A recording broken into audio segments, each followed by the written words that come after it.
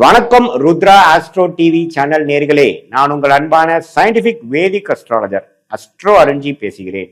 நல்லது நினைப்போம், நல்லதே நடக்கும். இந்த வீடியோவில் நம்ம என்ன பார்க்க போறோம்னா, கடகராசிக்காரர்களுக்கு வருகிற தமிழ் புத்தாண்டு 2026 ஏப்ரல் 14ஆம் தேதி வரக்கூடிய சித்திரை முதல் நாள் வரக்கூடிய தமிழ் புத்தாண்டு, அடுத்த வரக்கூடிய 13 ஏப்ரல் 2027 வரைக்கும் 365 நாள், அந்த ஒரு ஆண்டு எப்படி இருக்க போகுதுங்கிறது இந்திய வேத ஜோதிட அடிப்படையிலான அறிவியல் சார்ந்த கலையான சயின்டிபிக் வேதிக் அஸ்ட்ராலஜி முறையில நாம மிகைப்படுத்தாமல், எதையும் மிகைப்படுத்தாமல் நம்ம இந்த பரிகாரங்கள் அது மாதிரி விஷயத்துக்குள்ள போகாமல் உள்ளது உள்ளவாறு நம்ம பார்க்க போறோம். இப்ப பாருங்க, கடகராசிக்கு எப்படி ஒரு அமைப்பு இருக்குன்னா, சனி 9ஆம் இடத்திலேயே நீடித்திருக்கிறார். குரு ஜூன் 1ஆம் தேதி வரைக்கும் 12ஆம் இடத்துல இருந்து ஜூன் 1ஆம் தேதி 2026 இருந்து புத்தாண்டு பிறந்து ஒரு 1.5 மாசத்துலயே பாத்தீங்கன்னா ராசிக்குள்ள உச்ச குருவாக வருகிறார். அது அருமை. 9ஆம் இடத்துல இருக்கக்கூடிய சனியை குரு பார்க்கிறது மிகவும் அருமை. அதே சமயத்துல இதுவரை கேது 2ஆம் இடத்திலும் ராகு 8ஆம் இடத்திலும் இருந்து பல பிரச்சனைகளும் சில உடல் உபாதைகள், சொல்ல முடியாத சில பிரச்சனைகள்லாம் கொடுத்து கொண்டிருந்த ராகு கேதுகள் டிசம்பர் 6, 2026 புத்தாண்டு பிறந்து ஒரு 6-7 மாதத்துக்கு அப்புறம் பாத்தீங்கன்னா ராகு 7ஆம் இடத்துக்கும் கேது ராசிக்குள்ளேயும் போய் குருவால் பார்க்கப்படுகிறார். இதுவும் ஒரு நல்ல மாற்றம். இதுவரை கடகராசிக்காரங்கள் 2023-24 அஷ்டம சனி பாதிக்கப்பட்டு 25ல இருந்து கொஞ்சம் மீண்டு வந்து கொண்டிருக்கக்கூடிய கடகராசிக்காரர்கள் இப்போ அந்த குருவின் பயிற்சி, ராகுகேது பயிற்சி மூலமாக இயல்பான வாழ்க்கைக்குள்ள, பழைய எப்படி ஒரு 4-5 வருஷத்துக்கு முன்னாடி இருந்தாங்களோ அது மாதிரி ஒரு இயல்பான சோசியல் லைஃப்குள்ள, நட்பு பாராட்டக்கூடிய, அவருடைய யோகங்கள், அவருடைய அச்சீவ்மெண்ட்ஸ் எல்லாம் உலகத்துக்கு தெரியற மாதிரி நல்ல ஒரு டெவலப்மெண்ட், ப்ரமோஷன், ரெகக்னிஷன் கிடைக்கக்கூடிய அற்புதமான ஒரு தமிழ் புத்தாண்டாக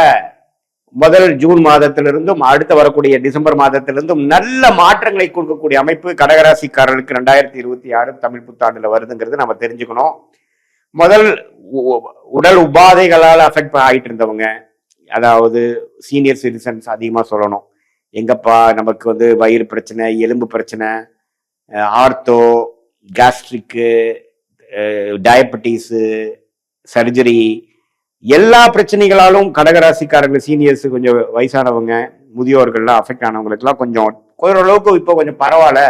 என் நோய் இப்போ கொஞ்சம் கண்ட்ரோலுக்கு வருது அப்படிங்கிற அமைப்பை கொடுக்கக்கூடிய ஒரு அமைப்பு கண்டிப்பா கடகராசிக்காரர்களுக்கு இந்த ஜூன்ல இருந்து நீங்க பாக்குறீங்கன்னா, ராசிக்குள்ள குரு வரும்பொழுது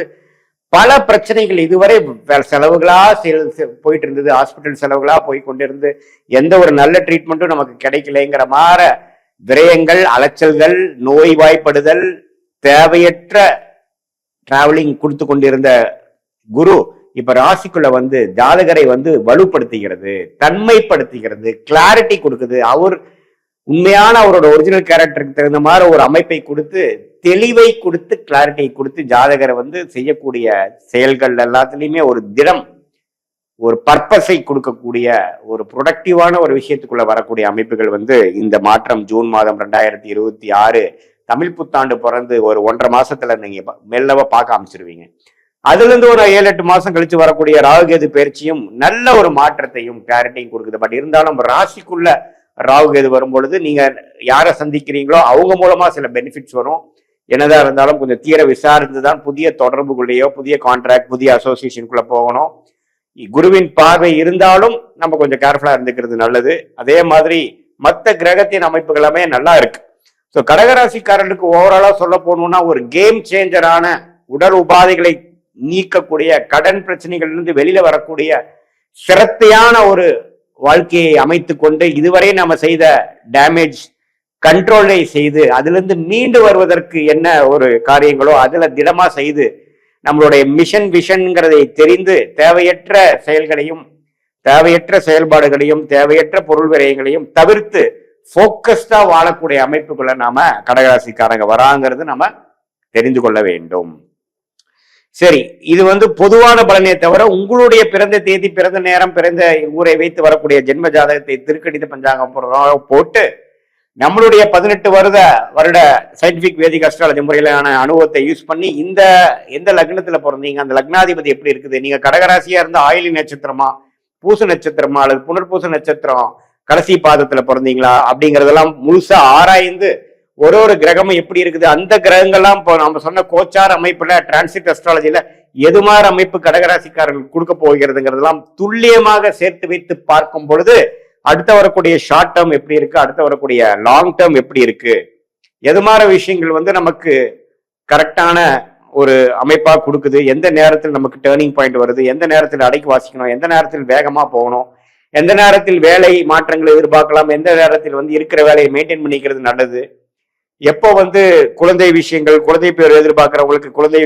பேர் எப்ப கிடைக்குது, எப்போ சுப விஷயங்கள் தடை நீங்குது, எப்போ திருமணம் வருது,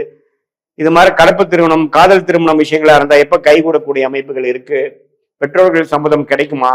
வெளிநாடு வாய்ப்புகள் எதிர்பார்க்கிறவங்களுக்கு வெளிநாடு வாய்ப்புகள் எப்ப கிடைக்கும், அது மாதிரி பல விஷயங்கள்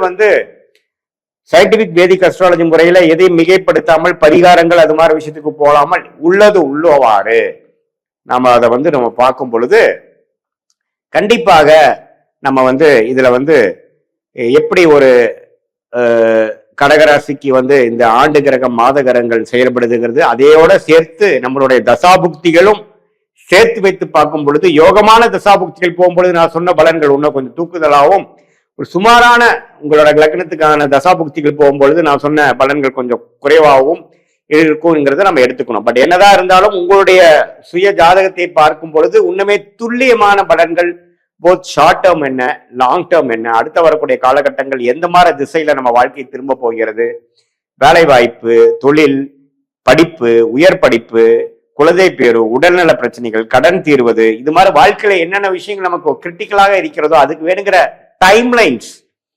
என்னென்ன நேரத்தில் எது நடக்கக்கூடிய அமைப்பாக நமக்கு தெரிகிறத வைத்து அதுக்கு தகுந்த மாதிரி நம்ம திட்டமிட்டு லேட் ஆயிட்டு இருக்கே, டிலே ஆயிட்டு இருக்கேங்கிற ஃப்ரஸ்ட்ரேஷன்லாம் ஆகாமல் பொறுமையாக இருந்து நிதானமாக இருந்து வாழ்க்கையில் எளிதில் வெற்றி பெற முடியும். சயின்டிபிக் வேதிக் அஸ்ட்ராலஜி மூலமாக நாம அதோட பயனை எடுத்து அதோட கிளாரிட்டியை எடுத்து வாழ்க்கையில ஒரு நல்ல ஒரு கிளாரிட்டியை பெற்று உத்வேகம் பெற்று கான்பிடன்ஸ், கூல் கான்பிடன்ஸ் சொல்லுவாங்க, அந்த கூல் கான்பிடன்ஸை பெற்று நம்மளை பத்தி நாமளே அறிந்து கொண்டு தேவையற்ற பொருள் விரயங்கள், தேவையற்ற டைம் வேஸ்ட், சமய விரயங்களை தவிர்த்து நம்மளுடைய கர்ம பலன் என்ன சொல்லுது, நம்ம கிரகங்கள் எப்படி இருக்கு, எந்த கிரகம் எது மாறி காமிக்குது, எந்த லைன்ல போனா நம்ம ஜெயிக்கலாம், எந்த லைன்ல போனா நம்ம பிரச்சனை வரும் அப்படிங்கிற விஷயங்கள்லாம் எப்படி ஒரு கூகுள் மேப் ஒரு டிராவலருக்கு போகும் சேரும் இடத்தை காமிக்கிறாரோ அதே மாதிரி நம்ம போய் சேரும் இடத்துக்கு எந்த நேரங்கள் எந்த மாதிரி திசைகள் அப்படிங்கிறத சயின்டிபிக் வேதிக் அஸ்ட்ராலஜி முறையில எதையுமே நம்ம மிகைப்படுத்தாமல் பரிகாரங்கள் அது மாதிரி மூட நம்பிக்கையில போகாமல் நம்மளுடைய 18 வருஷ அனுபவத்தை யூஸ் பண்ணி ஒரு லக்னத்துக்கும் ஒரு ராசிக்கும் எது மாதிரி அமைப்புகள் இருக்கு, 27 நட்சத்திரத்தில் 9 கிரகங்கள் 12 கட்டத்தில் எப்படி படர்ந்து இருக்கிறது, கோச்சாரத்திலும் உங்களுடைய சுய ஜாதகத்திலும் எப்படி இருக்குதுங்கிறதெல்லாம் தீர ஆராய்ந்து அதற்கு தகுந்த மாதிரி ஜோதிட ஆலோசனை பெற்று நீங்கள் வாழ்க்கையில் ஒரு திட்டத்திலையும் நீங்க ஒரு செயல்பாடுகளையும் நீங்க திட்டம் போட்டு செய்தீர்களானால் கண்டிப்பாக வாழ்க்கையில் எளிதில் வெற்றி பெற முடியும் என்று சொல்ல விரும்புகிறேன். மீண்டும் மற்றொரு காணொளியில் சந்திப்போம். நன்றி, வணக்கம்.